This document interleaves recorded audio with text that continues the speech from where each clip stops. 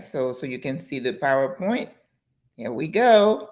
Hello, hello again. If you don't know who I am, my name is Maggie Lazar. I am an advanced practice nurse and I love teaching nurses. And tonight we are talking about burnout and how prevalent it is, how serious a problem it is in our community, our healthcare community. And believe it or not, nurses are not the only one who are burnout. Okay? All righty, let's go. And of course, this is brought to you by Nurse Training and Advocacy. I'm looking at my dog again, my Lulu. Hey. Okay. How do we define burnout? Burnout is a syndrome. It's a it's an occupational syndrome. When we say syndrome, that means it's a mixture of a lot of things. It's not like this is heart disease, this is depression, this is PTSD. Burnout is not PTSD, and we're going to see that. It's a syndrome conceptualized as resulting from chronic, remember that word, chronic, chronic workplace stress that has not been successfully managed. Let's face it, life is stressful. Stress is a part of life. And your body is designed, as I'm teaching an assessment class, and I'm always going to the anatomy and physiology. And every system we go through, I keep saying, this body is amazing. The intricacy and the response mechanisms and everything is intertwined to keep us at homeostasis. Remember that word in nursing school? But how often are we at homeostasis? Let's face it, very little. Maybe when you are asleep, but even when we're asleep, some of us, we're not getting healthy sleep. I remember when I was in the ICU, I used to sit up in bed and grab my husband's hand and say, "Did you give the atropine?" We used to run codes all the time. So that means even in my sleep, I was still at work. And that's the problem we have right now. No bueno. It is characterized by three dimensions: feelings of energy depletion. Depletion is a strong word. Remember that. That means it's wiped out. And that's when you burn out, when you feel like you have nothing to give. But you are the captain of your ship. You should never allow yourself to get to that point where you are depleted. That's on you. Okay? Feelings of energy depletion or exhaustion, increased mental distance from one's job, or feelings of negativism or cynicism. That's when the burnout and the chronic stress turns you into a different individual. You turn into a person that you sometimes don't recognize yourself, right? You're like, oh my God, who is that B person? I'm grouchy, I'm rude, I'm mean, I'm just negative. Yes, chronic stress can do that to you. Okay. And of course, you get reduced professional efficacy. There was this, there was another post again this week where this person asked, is it ethical to work 24 hours as a nurse? I don't know what, what that means. That means this person in a whole day had no rest. She did 16 hours in one job and then drove, or somebody drove her to do 8 hours somewhere else. What is that? Are you a robot?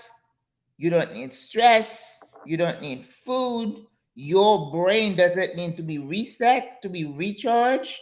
That's crazy. That is crazy. So the World Health Organization has recognized that burnout is a real thing. So it's not in your head. It's not the job telling you, oh, you don't care about this building. That's why you're not coming to work to do your fifth, shift in a row when you feel like you're totally exhausted. There was a nurse who posted, oh, I just did 16 hours I went home and had 2 hours of sleep, and I'm turning back to go back in there, call me and pray for me. And I'm like, you pray for yourself. Because when you go in there and you make a mistake and you cause somebody's life to be in danger, it's on you. I'm not praying for you because what you're doing is insane. It's not safe. You're not helping your building. You're not helping yourself. You're not helping those patients. You're putting them at risk because your brain, you are not rested. You cannot function.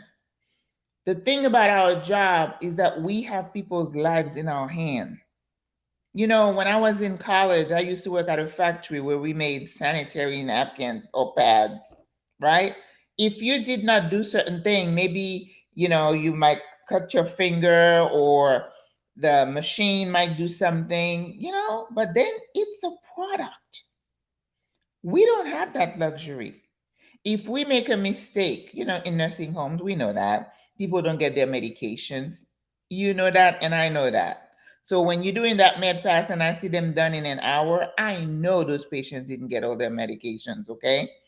And yes, I said it because I know it happens. We don't do dressing changes. Nurses get caught saying, "Oh my God, I feel so bad because these patients are neglected. I know I haven't had time to do that." And this is the thing that upsets nurses the most is that moral compass that we have that directs our job.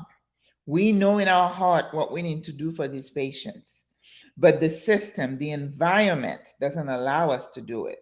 So, in addition to being exhausted, you have that guilt that sucks the life out of you, right? Because you're ridden with guilt. You know what you need to do, but you're not able to do it. So you're going home dragging that guilt behind you weekend and you just go around and around. That is not good. And something's gonna gotta give. Something's gonna give. Okay? Next, so stress and burnout are different. Stress is the precursor to burnout. Burnout is unrelented stress, is unrelieved stress. Let's say you worked in retail, right? We know Thanksgiving's coming. We know you're going to be busy. We know the holidays are coming. We know we're going to be busy around the holidays, right? But you kind of gear up for it. You get excited. You work hard. They hire more people. And the holidays go, finish. Then everything kind of calms down. What we don't have is the calm down period. So your body doesn't have time to reset. That cortisol, that epinephrine keeps spewing in your body over and over. Like I said, even in your sleep, you still on edge. So your body never gets a chance to reset. And cortisol and epinephrine, the way your body is designed, they are temporary measures. In a fight or flight response, epi gets in and you jump and you do this, and then you come down. Cortisol just gets your heart pumping and everything. It needs to come down. When we have relentless spewing of those hormones in our bodies, the damage, the stress, the oxidative stress, we get older, we get lines, and we look old and tired. Our joints hurt, our heart gets, everything in your body is going to get damaged. You may not see it today. You may not see it next week, but trust me, it's happening as you sleep, as you work, day in and day out. So, stress can be defined as a harmful physical and emotional response that occur when the requirements of the job do not match your capability. I need to be doing this, but I don't have the strength. I don't have the mental or physical strength to do it. There is the imbalance. That is stress. So, what you need to do, if you're a manager, if you're a business owner, and yourself, you need to introduce that stress so you can neutralize, not stress, rest to neutralize the stress, right? But if that never happens, this poor girl called again. She didn't call. She posted, she says, How do I get my job to stop calling me on my day off?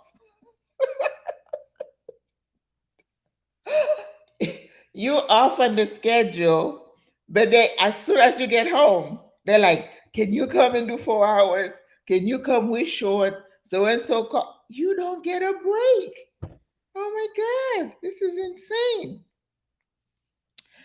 Job stress can lead to poor health. Well, duh.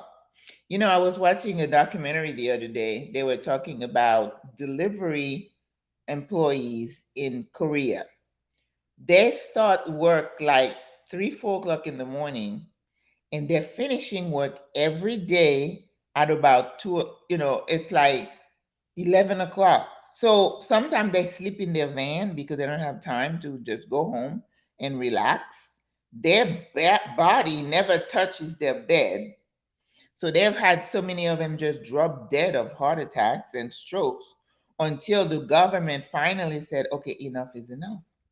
I mean, if somebody does not step in and say, okay, you a human being, you're not, even a machine needs rest, right?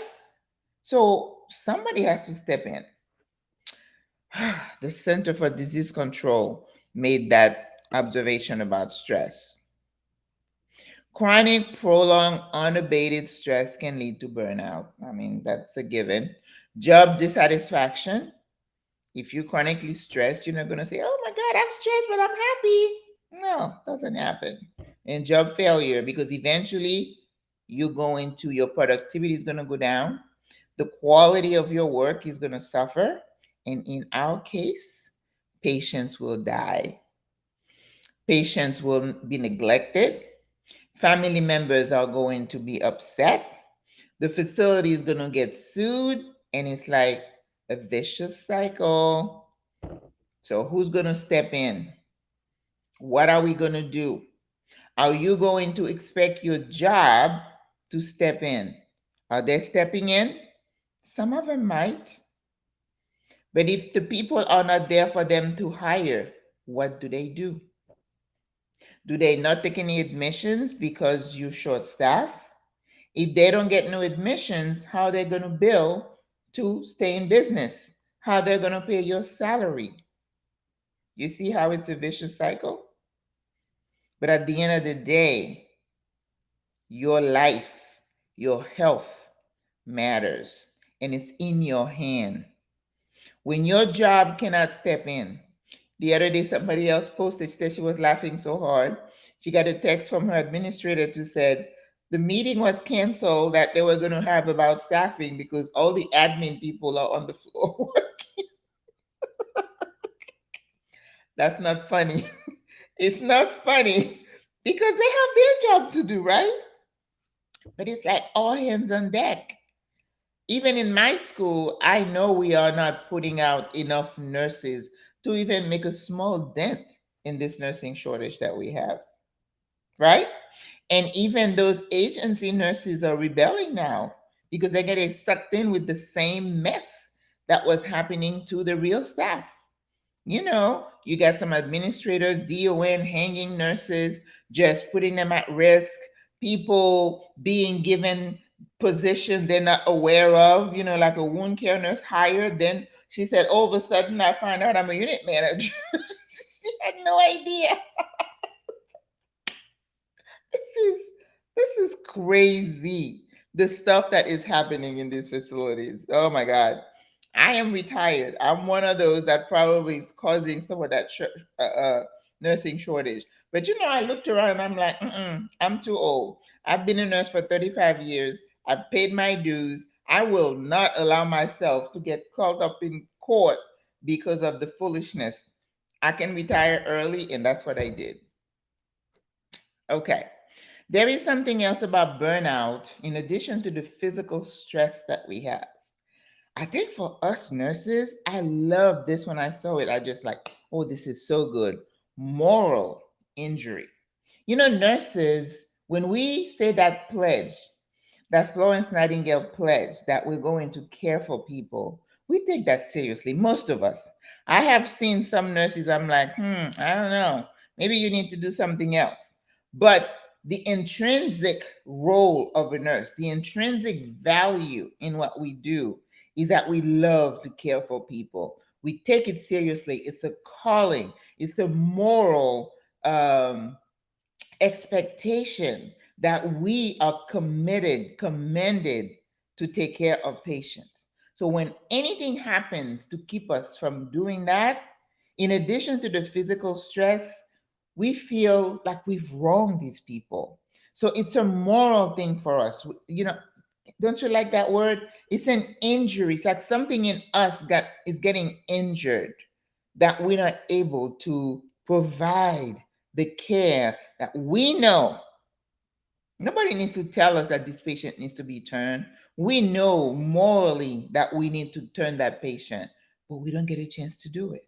We know morally that this person needs a little help to eat. And the CNAs are running around with chickens with their heads cut off. They don't have time. And day after day, the tray goes back to the kitchen. And then we're talking about pre-albumin being down, the person being depleted, her wound is not, healing. She's dehydrated. Next thing you know, she's in the hospital. And you know that is because we have not provided those basic services to that patient because we're short staffed. There's nobody to do it. This is what is really injuring us, our soul, our hearts. We hurt. That's why we can't sleep. The guilt is eating away at us. And I think that's what makes it harder for nurses when we say we'll burn out. We'll burn out probably at a faster rate than a male, than a doctor, for example. I mean, you can say what you want. Male and female are different. Our emotions are different. We take things a little bit more seriously. Okay. So moral injury describes the challenge of simultaneously knowing what care the patient needs, but being unable to provide it due to constraints like staffing that are beyond our control. That's called moral injury. I love that word. Think about it. I'm a thinker. I want you to start thinking about that. Because if you understand why you burn out, maybe you will act a little bit faster.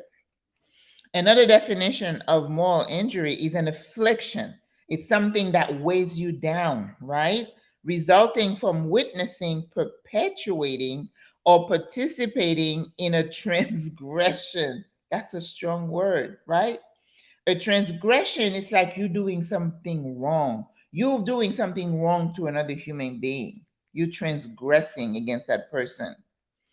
That transgression goes against your personal belief system, or your core values. That's exactly what I just said. You know what needs to be done, but you're not doing it because you're unable to. Therefore, you have that thing that's eating away at you, right? Wow, I love that when I saw that definition. So burnout was coined in 1970s by the psychoanalyst Freudenberg. Initially, he described 12 stages of burnout, but then he kind of narrowed it down to 5 stages. Actually, we talk about stages later on. Somebody else kind of took his 12 stages and said, oh, let's narrow it down. This guy and his team, Slack and Al, they said, okay, let's go by 3 qualitative dimension. That means we have stress, right? Chronic stress. But when you move up the ladder to burnout, we have 3 qualitative dimensions. Emotional exhaustion. You can be stressed, but you may not be emotionally exhausted, right? Cynicism. See, that's going a little bit beyond stress. That's really thinking about the ramifications of this emotional exhaustion that turns you into a cynical person. I have to watch that, and I'm not burnt out. But I think as a nurse, once you've been a nurse for a while, you've been around a lot. You see nurses. There's some really crazy groups. On social media, nurses. Black humor or whatever. Some of them is funny, but some of it you find like they're so cynical. We can become so cynical, right? And we have to be careful because you can lose your humanity. It's one thing to be funny, it's another thing to be cynical. Cynicism and depersonalization. I like that word too. Depersonalization too means that chronic stress and that moral exhaustion, it's turning you into somebody else. Somebody you might not recognize. Somebody, if you look at yourself in the mirror, you're going to say, "Oh my God, who is this?" Sometimes you hear yourself make a comment about something and you're like, "Wow, that sounded so dark and negative." Yes, that is what those environments are going to do to you if you're not careful. Okay? You lose your sense of identity. Reduce professional efficacy. We talked about that. You're not going to be as good as you were under these conditions, and you reduce your personal accomplishment. If you are burnout, are you going to be motivated to maybe excel at your job, getting a certification, being a mentor to another nurse? I remember asking, nurses, "Oh, so and so just got here. Can I put her with you?" "Oh no, I'm busy right now. I don't want to. I don't want to mentor. I don't." Just that kind of attitude. That's not good. I'm famous for saying "ding, ding, ding." When you start hearing those, watching those body languages, you can tell if somebody is on the cusp of being burnout. And if you're a manager, supervisor, this is where you need to intervene. Whether you have a one-on-one talk, find out what's going on, see what you can do to alleviate whatever the pressure is, because yeah, she's gonna crash. You have to be sensitive and you have to be able to pick those subtle changes and signs. Okay.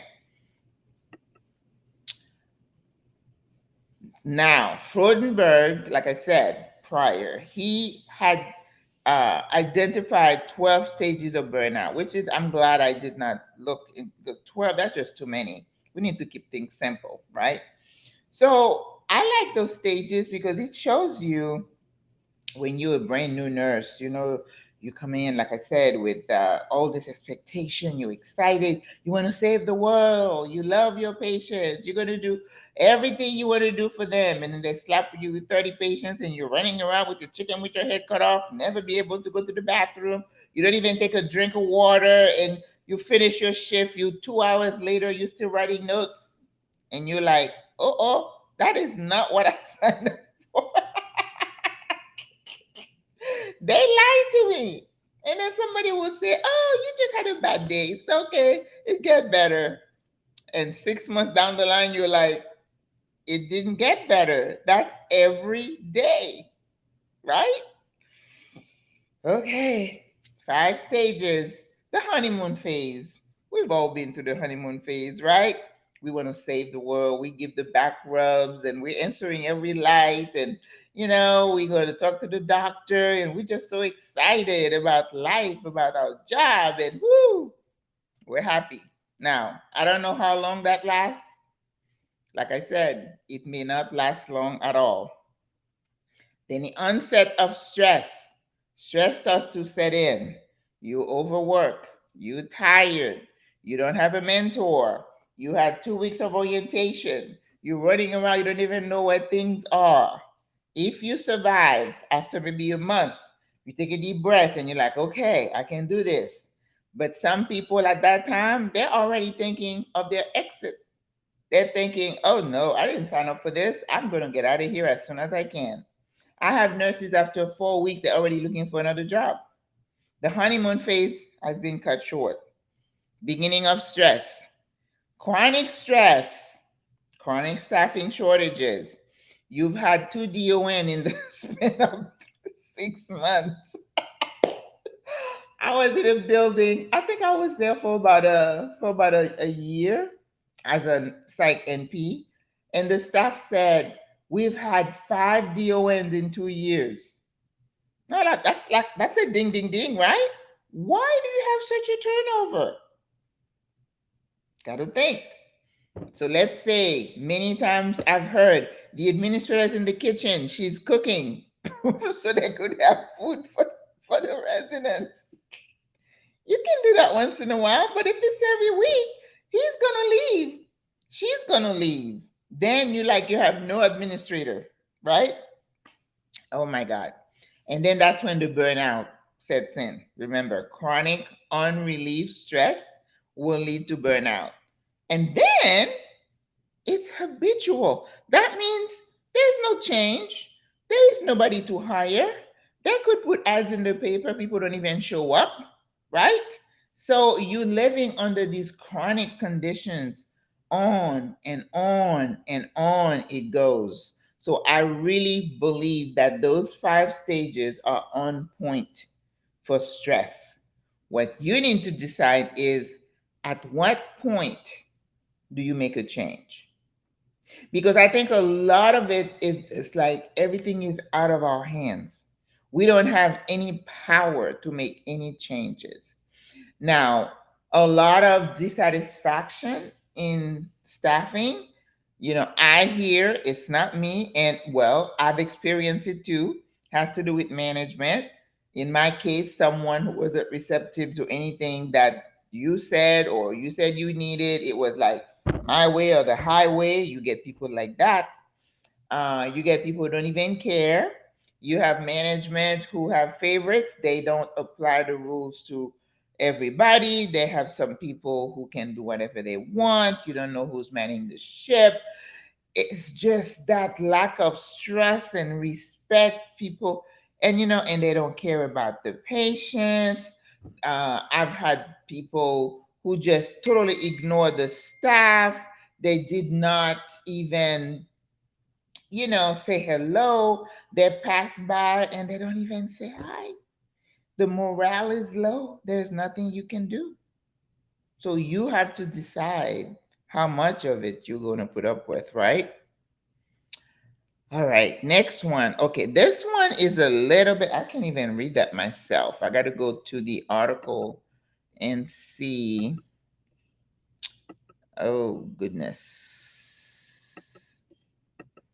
Moral injury.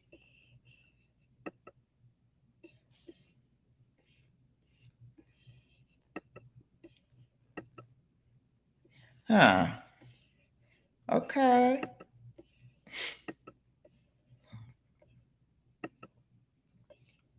All right, let's see if I can increase the. Oh, maybe I can. Okay, that's better. All right. So when we talk about the different stages of burnout, I want to show you what you're going to feel at each stage. Remember the honeymoon? You're satisfied with your job. You accept the responsibilities. You have high energy. Your commitment level is high. Uh, you feel like you need to prove yourself, right? Free flowing, you creative, you have all these ideas and suggestion. Hi Kika, nice to see you. So this is the honeymoon. We've all gone through the honeymoon phase of our job, right? Where we loved it, we think we're gonna conquer the world. Uh-oh, staffing issues start. You've had your second DON. There is no continuity. You don't know any kind of policies and procedures. Nobody knows what's going on, right? So, beginning of stress, you start having palpitations. You can't focus, right? You become irritable. You're anxious. I had a nurse who said that she started a 3 to 11 shift. On the way to work, she started to hyperventilate when she got to the floor. So she's like expecting the worst, right? It's like you feel like you're being set up. That is not good. So when she got report, and I think she was in ICU, and they give a report for 4 patients. If you ever work ICU, you know that's a lot to deal with. Hi, you know. She said she had to go into the bathroom and sit with her little brown bag to calm herself before she could go onto the unit. So once she started going, she was okay. But the next shift, how is she going to feel? She's going to dread going in, right? That is not good. Reduce sleep. People are not sleeping, or like me, you're going to grab saying, you're still running the code. No bueno. Lack of social interaction. I remember when I used to work nights, night shift nurses, that's all we talk about is sleep. Nobody wants us around because you're like, oh, I gotta go to bed because I gotta go to work. Your whole life revolves around sleep. Your speech. So everybody looks at you, it's like, oh, she talks about his sleep because that's uppermost in your on your mind, right? Appetite is changing. You may have some headaches here and there. Neglect of personal need. I don't have time to go get my hair done. I don't have time to go get my nails done. You're just not doing all these self-care things that you need to do to, to keep yourself feeling good. You need to make time for those. Stage three, chronic stress. You in your second or third DON, you have no administrator, you have two CNAs, you've had two CNAs for the last month, you've worked overtime for the last month too, you're exhausted, so that's become a chronic thing. So persistent tiredness, procrastination, you put things off, right? You're resentful, you're angry, social withdrawal, aggressive behavior. You snap people's head off when they talk to you. You're like, what did I do? Your kids, they're getting the brunt of it. Your husband, your mate. They're like, who are you? You need to change jobs. Because if you're not careful, if you don't take charge, things are going to happen at home in your relationship because nobody's going to want to be around you. You're grouchy, you're rude, you're angry, you're tired, you're just miserable, right? So, stage four, you get into the burnout. Remember, chronic stress that is unrelented, unrelieved, obsession with problems. You're pessimistic. Like I said, you become so negative. You become cynical. You don't find joy in anything anymore. If a patient, have you heard how some nurses talk about their patients? It would break your heart. I'm like, oh my God, this is a human being you're talking about. They always see the worst in the patient instead of understanding what is causing this patient to act the way they are. They've lost their humanity. You will lose your humanity if you work under these conditions day in and day out, months, weeks, and nothing changes. So, chronic headaches, chronic GI problems, right? Some of us will overeat because we're stressed. I tend to do that if I'm stressed. You neglect your personal need. Behavioral changes, social isolation, all these things become chronic and they're just crowding you. So the stage five is the worst part, is the worst stage because what it says is habitual burnout. So you have a new reality. So now what we say is like, oh well, this is the new reality. We're not gonna get no CNAs. Nobody comes to apply for jobs. Even the travelers, don't want to come, or the agency people are calling off, and this is it. This is the new reality. Now, I don't care who you are. If you're working under these new realities, it's going to do something to you. You're not going to be the same person. I don't care what you tell me, you're not going to have the same sense of caring and attitude towards your patient. You are a human being. You can only give what you have. If nobody is filling your tank, you cannot give out to your patients, to your family. That's why it is so important for you to understand where this will lead and for you to make the decision and the changes. Okay? Let's see. Next slide. So, as I said, it is a poorly defined and differentiated syndrome. What happens with things like that when it's kind of loose? Everybody's saying, well, I feel like this, I see this, there is no consensus. It's difficult to come up with a set of recommendations. We all can grab at straws and say, well, yeah, you need more staffing. Well, they don't have any staffing to have. What else can we do? That's why I talk about culture. I talk about the things that we can do that will not cost money, right? So because of the lack of consensus, it's difficult for us to wrap our arms around it. And it's even difficult for anybody to take us seriously, right? Because in the literature, they're saying, well, it's like between 10% and 50%. And sometimes it's 80%. So there is no consensus. What is it? What is the range? What is the rate of um, incidences that we want before we can define it? You see, this is what research does.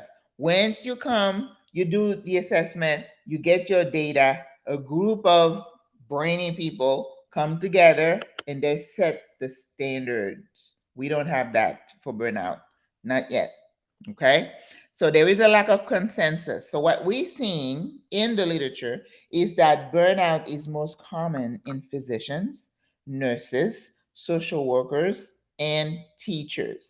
But I'm sure anybody who works in healthcare can experience burnout. But I think we get it the worst for some reason.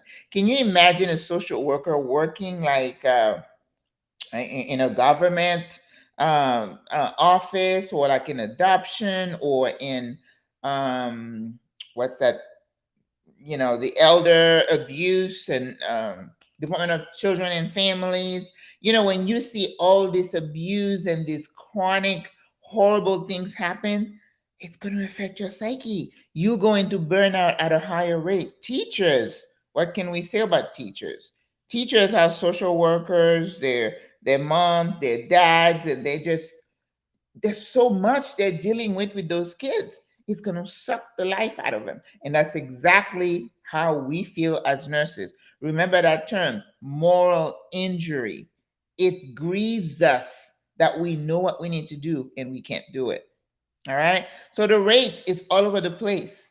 They did some studies about the rate of burnout in places in Europe compared to America. Some places in Europe only have maybe 10%. Some places are 40%.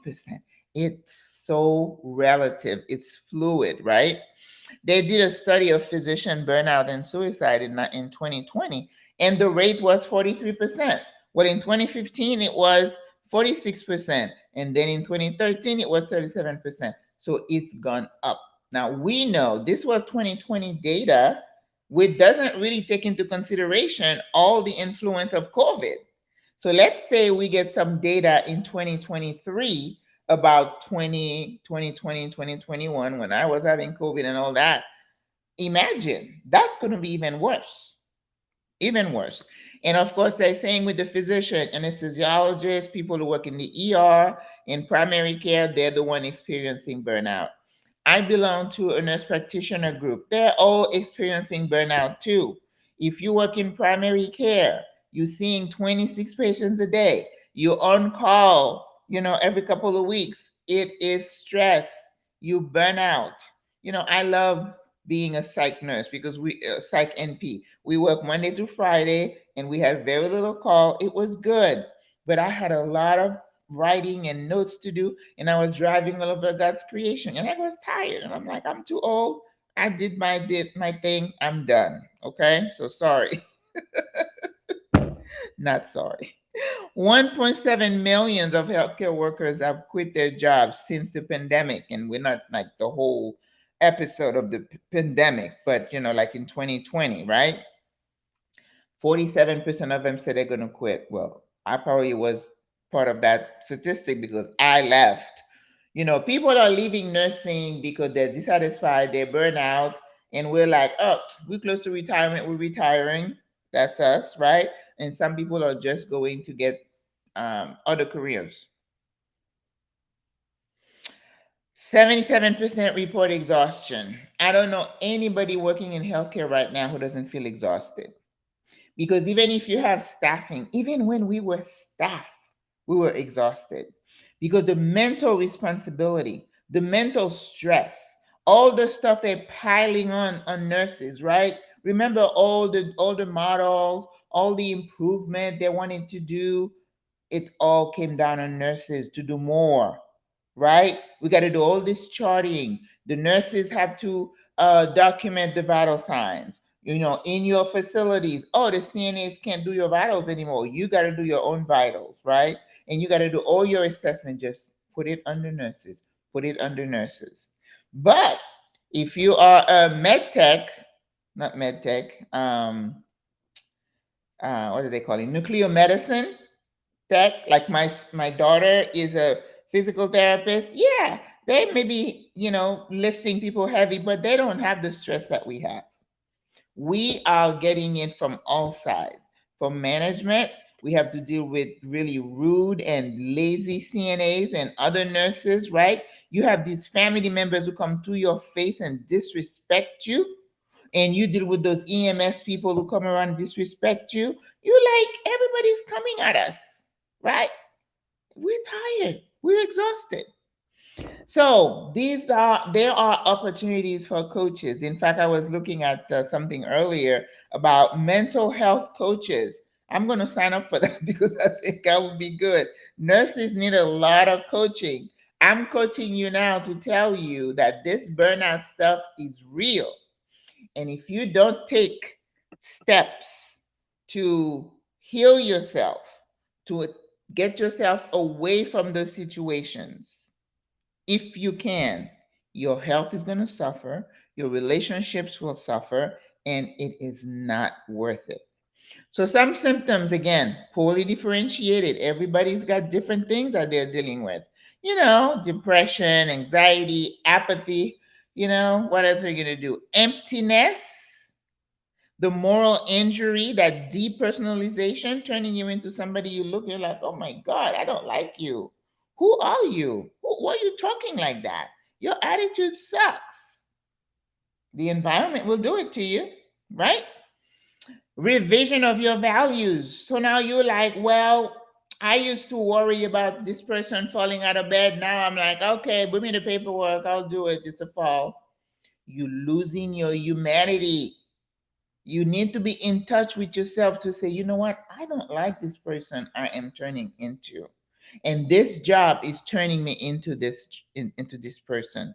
So what are you going to do about it? Some people revert to substance abuse. Now, you have healthcare workers who already have a problem with substance misuse. But then when you add burnout and stress, it speeds it up. So you have a lot more of that. Okay? Alcohol, whatever else are they using. So, where are you on the spectrum? Knowing what you've just seen, the stages and the confluence of all these symptoms, and you understand that stress that is unrelieved will lead to burnout. What are you going to do about it? Are you in a situation where you feel burnout? Or what stage are you in? You have the honeymoon, the stress becoming chronic stress. Where are you on the spectrum? And do you need to make some decisions? Because I'm telling my students, you have options. We have options in nursing. Nursing is one of those professions that nursing allows you to branch out into so much. So you should never, ever limit yourself. You should always have your eyes out. Even I myself, as a retired person, I'm always looking around to see what can I do that's going to feed me, that aligns with my priorities, my sense of morality, my sense of caring for people. And if you look deeply enough, you will discover that. So first of all, I would say know thyself. Know who you are and what feeds you. I know what feeds my soul. I know what I need to do. So I refuse to work in an environment when I have a boss who's like, this is my way or the highway. I'm not going to change for you. This is what you're going to do or else. So I said, oh, okay, or else. I'm out. Right? So you may have conditions, situations that cause you to stay in a job that you don't like, but you should always have your escape plan. You should always be planning to say, okay, I need to get this certification. I need to go to school to do that. I know a nurse who went into she became a financial planner, and she's working for one of those big firms. She said she loves it. What we need to do as nurses is not to limit ourselves, it's to open ourselves to opportunities. Just because you don't know about something doesn't mean you can't do it. We are smart. We can kick, you know what? So there is this group called Black Nurses Entrepreneurs. A lot of them are opening schools. They're doing hydration. Some of them are doing this beauty things. They're injecting Botox. Well, I don't want to do that, but you know, I'm into mental health. So I'm thinking, I could be a coach. I think I would be good at it. So open your mind, plan your exit. Don't be stuck. None of us should be stuck in a position where we stress, because this thing in healthcare right now is not going to get any better. So you need to find your niche. You need to find some place where you can do what you love without stressing yourself or sacrificing yourself, your body, your mental health, your family. It's not worth it. At the end of the day, life is for the living, and this life is short. We can't save the world. And I've heard nurses say, "Oh, but I can't leave my little patients. I love my little patients." We love all our patients. But is it worth killing yourself over? I don't think so. I don't think so. Those patients are not your family. Your kids need you. Your husband needs you. Your partner, your family. That's important. And you can allow yourself to be selfish. It's okay. If somebody say, "Oh, you don't care," like the staffing coordinator said, "Well, you don't care about the building because you're not coming to do the fish shift." Oh, that's okay. I don't care. You can mark it. Put it in my chart. That's good. I'm out of here, and I'm not coming. So the little girl who said, "How do I keep them from calling me?" I said, "Don't answer your phone." Like me, I go to bed in my bedroom. My phone is in the kitchen on silence. I don't hear it until I wake up. And I look, I don't answer numbers I don't recognize. If you need me, you leave me a voicemail. Then I'll choose to call you back if I want to. That's why the phone is there, right? You don't need to answer every call. If I've done my work, I've worked my shift, and you're calling me, I will choose if I want to call you. I don't need to call you back. We need to take control, guys. Enough is enough. Okay, I think this time the slides went. Usually they skip one. But anyway, I don't know if Kika, Tasha, you got a question?